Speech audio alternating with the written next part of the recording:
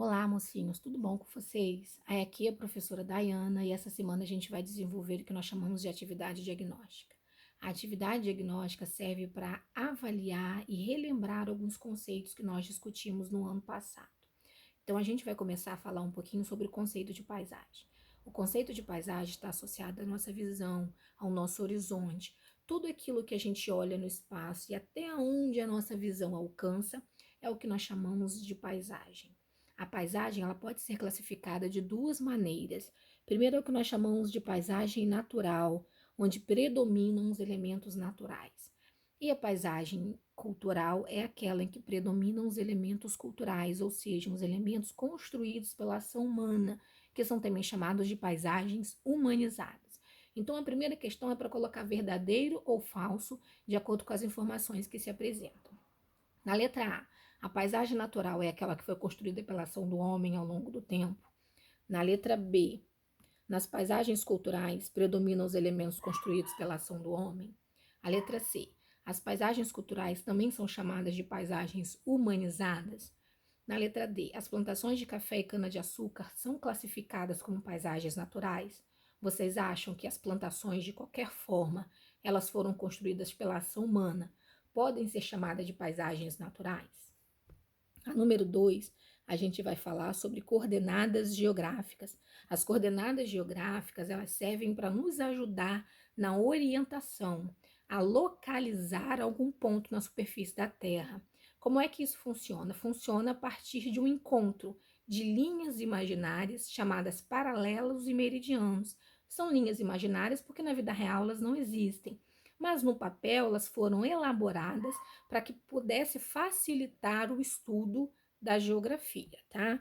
Então, o que nós chamamos de paralelo são essas linhazinhas deitadas que cortam a Terra no sentido norte e sul. A linha paralela principal é o Equador, porque vai dividir a Terra em norte e sul. Os meridianos são essas linhazinhas em pé, que nós chamamos também de longitudes. O meridiano principal é o meridiano de Greenwich. Por quê? Porque ele divide a Terra em leste e oeste. Então, os paralelos são as linhas deitadas, que vai dividir a Terra em norte e sul, que é o Equador principal, e os meridianos são as linhazinhas em pé, que tem o meridiano principal, Greenwich, que divide a Terra em leste e oeste. Então, a pergunta é a seguinte: se eu observar as linhas paralelas, que é essa partezinha aqui, né, essas linhas principais, em amarelo e vermelho, quais são os paralelos que cortam o Brasil? O Brasil se localiza na parte sul do continente americano. Então, um pedacinho dessa parte sul aqui é o que nós chamamos de Brasil. Então, dessas alternativas, qual vai indicar corretamente os paralelos que cortam o Brasil? O Equador e o Trópico de Câncer, o Equador e o Trópico de Capricórnio, o Equador, o Trópico de Câncer e o Trópico de Capricórnio, ou o Círculo Polar Ártico, o Trópico de Câncer e o Equador. Na número 3, a gente vai falar sobre escalas geográficas. As escalas geográficas estão associadas à abrangência de um determinado fenômeno, ou seja, as coisas acontecem em qual escala? Numa escala local, regional, nacional, mundial. Quer dizer que atingiu vários lugares ou atingiu um único lugar? Eu coloquei como exemplo aqui o coronavírus.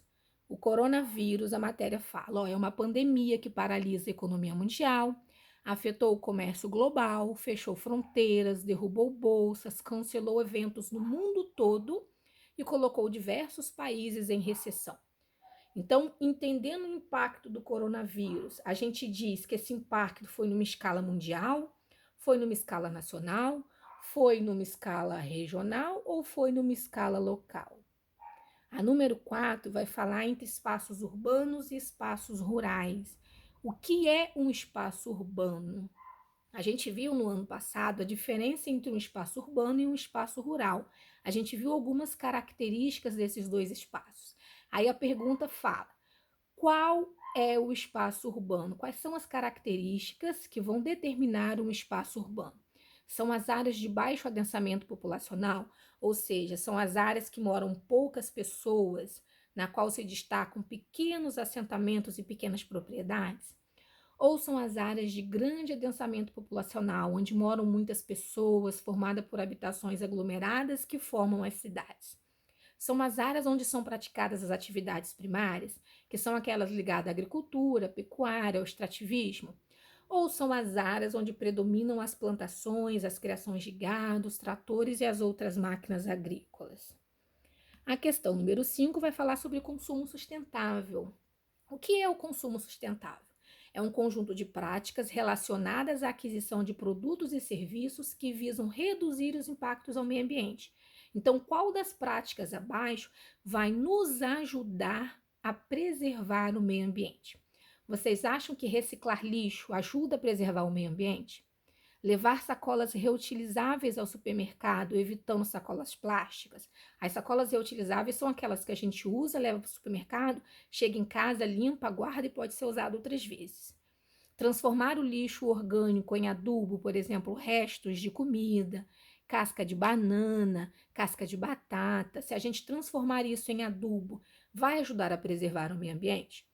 Ou aumentar o consumo de energia em casa, deixar todas as tomadas utilizar todas as tomadas de casa, deixar todas as lâmpadas acesas, ligar a televisão o dia todo. Vocês acham que isso ajuda a preservar o meio ambiente? Bom, essas são algumas atividades que nós vamos fazer essa semana para relembrar um pouco os conteúdos do ano passado, tá? Qualquer dúvida vocês podem pedir, tirar com a gente, mandar mensagem que a gente vai dar uma ajudinha, tá bom? Beijo!